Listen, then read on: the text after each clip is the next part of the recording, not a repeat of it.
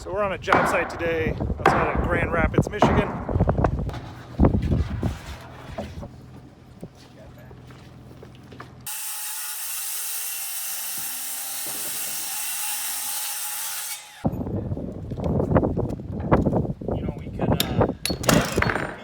Homeowner flying his drone up to get us a nice shot of top down looking at the new deck that we just did with Warmboard-S.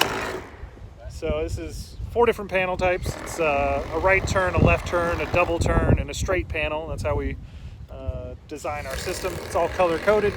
Follow a set of plans. In this case, they're doing a log home, so it's pretty straightforward rectangular layout. It's just dropping in the last panel of Warmboard-S on this job site. What do you guys think? It's great.